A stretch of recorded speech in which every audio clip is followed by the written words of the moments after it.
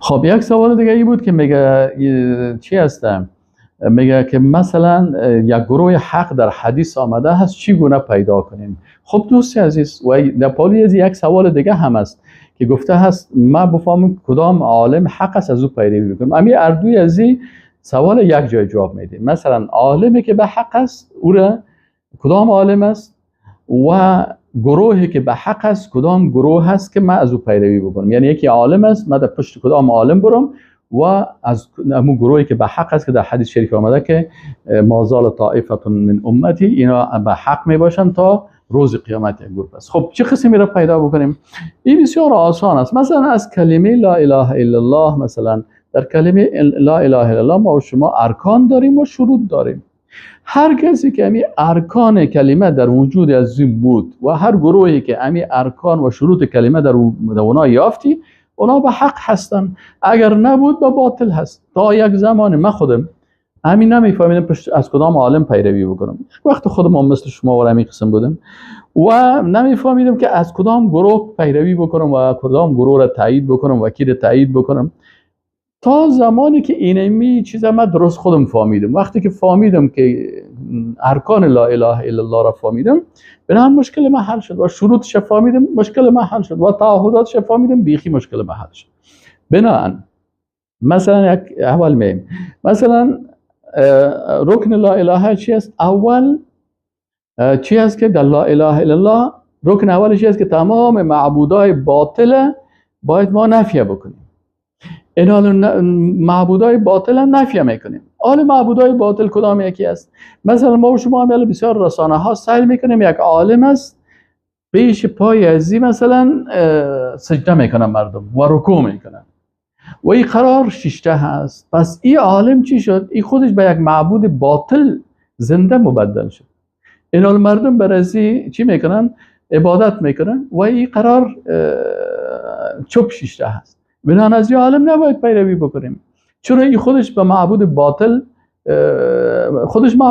شده. و یا عالمی هست که این به اینمی بت پرستی و قبر پرستی و به اینمی مسائل چی میکنه؟ مردم اجازه میده و خودش هم قرار اموجه هست. ما یک وقت هندوستان رفتیم سعی کردیم که کلان و یک قسم کلاه قراقلی پوشیده بودن، یک تعدادشان دستارا و لنگیا، چهار طرف قبر است، بر قبر سجده میکنن.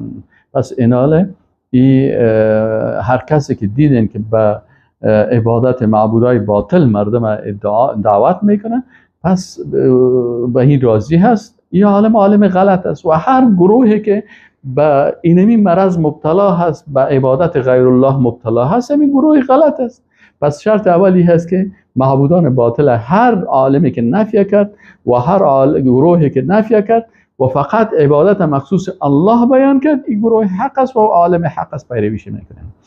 دوم رکن لا اله الا چی است؟ که طواغیت باید نفی بکنیم. اینا طاغوت چی هست؟ طاغوت سه قسم است. قسم اول طاغوتایی هست که قانون میسازن ضد شریعت الله. همه بسیاری قوانینی که در اروپا و در امریکا و در آسیا و در بسیاری کشورها هست، قانون ضد شریعت ساخته شده هست. اینا اگر شما میبینین که یک گروهی هست که قانونش ضد شریعت الله هست، پس این گروه باطل است. اما اگر گروهی هست که قانونش مطابق شریعت الله هست، از شریعت الله گرفتن، از این گروه پیروی میکنن، گروه حق است. عالمی که مثلا از قوانین از امی طواغیتی که قانون ضد شریعت الله ساختن از این پیروی میکنن، عالم باطل هست، از این پیروی نشن. عالمی که نفی میکنه، این رد میکنه و میگه که کفر به این طواغیت میکنن، این از این عالم پیروی میکنیم. دوم مثلا طاغوت مطبوع هست. طاغوت مطبوع کی است؟ طاغوت مطبوع مثلا علمایی هستن که برای طاغوتا به قوانین و بر نظام هایی که ضد شریعت الله هست برای فتوا میتن.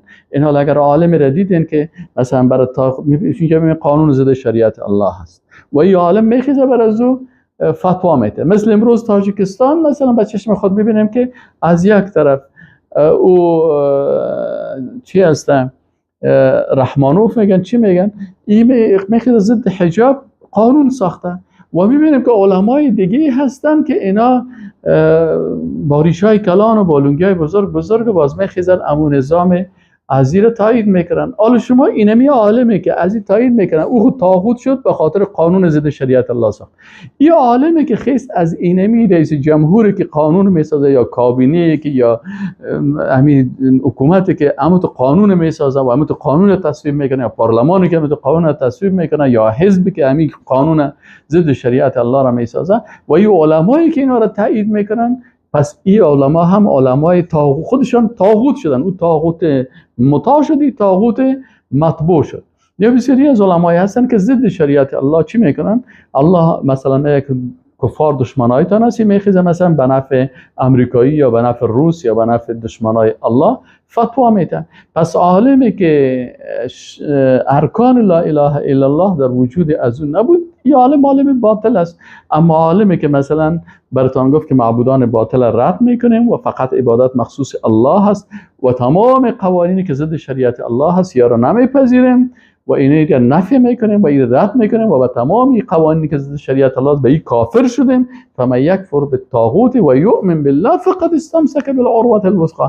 اگر امی کافر به طاغوت شد و ایمان به الله داشت، این میگه چی یک عالم بود چی یک گروه جماعت بود. اینا وقتی که ضد طاغوت هستن، چی گروه باشه، چی یک عالم باشه، چی یک گروه باشه یا گروه باشه، اینا بر حق هستن. فقط مکلفیت ما شما چی است که ارکان لا اله الا الله را بفهمین که ما امی ارکان لا اله الا الله در وجود ما هست، خود من مسلمان واقعی هستم و میبینیم عالمی که به امی ارکان برابر بود به سر چشم ما عالم ماست، احترامش میکنیم و اگر خود به طاغوت مبدل کرد به می عالم هم کافر میشیم و او را و کدام گروهی که بود، هر گروهی که مثلا ضد شریعت الله قوانینش، مثلا یک گروه هست میگه ما میخوایم که نظام دموکراسی جور بکنیم، ما میخوایم سیستم دموکراسی باشه و این علما میگه که خود دموکراسی و سکولاریسم و اینی از وقتی و این علما بسیاری شما میبینید صراحتا میخیزن مثلا از سکولار، از نظام سکولاریسم، از دموکراسی، از نظام ضد شریعت الهی، از این خود از معالم دفاع میکنه. خب امروز رسانه هست هیچ چیز پت نمیمونه، هر کلمه گپی که انسان میزنه علما میگن کلش شما میفهمید. بنابراین از این عالمی که ضد شریعت الهی هست و خودش به طاغوت مبدل شده، از این پیروی نمیکنیم. پس این فهمیدن معیار حق و باطل چی است؟ ارکان لا اله الا الله، شروط لا اله الا الله و تعهدات در لا اله الا الله. از عالم پرسان بکنین. هر عالمی که امیر درست برتان تشریح کرد و بیان کرد و خودش گفت که بله من معبودای باطل هم رد میکنم و طواغیت هم رد میکنم، با کل طواغیت من کافر هستم. اما اگر خودش خیز گفت که نه من میخیزم مثلا نظام سکولاری قبول دارم و میگه بسیاریشان حالا کس خود نمیکنه، یا مثلا بعضی کمونیسم تایید میکنه، بعضی سوسیالیسم تایید میکنه، بعضی سکولاریسم تایید میکنه، بعضی مثلا دموکراسی رو تایید میکنه، جمهوریت رو تایید میکنه. وقتی که امی کارا را کرد و گفت میفهمی که خود از این به طاغوت مبدل شده است و این کدام سختی نداره که شما میگن که مثلا اینه ما چطور کنیم بفهمیم و چه قسم اینه بفهمیم. پس عالم حق هم عالم حق و هم گروه حق معلوم دار هست. وقتی که خود ما و شما معیار یا سنجش حق اینه میره بفهمیم، مثل که مثلا در ریاضی 1 جمع 1 مساوی 2. اگر مثلا یک نفر بر تو گفت که 1 کامپیوتر جمع 1 کامپیوتر مساوی 2 کامپیوتر میشه، 1 نان جمع 1 نان مساوی 2 نان میشه. خلاص در ریاضی وقتی که فهمیدیم. در اسلام هم گفته که در کلمه 2 رکن است: نفی معبودای باطل و اثبات عبادت به الله و نفی طواغوت، قانون سازا و مفتیاش و اینا، و تخصیص تشریع و حکم مخصوص الله سبحانه و تعالی.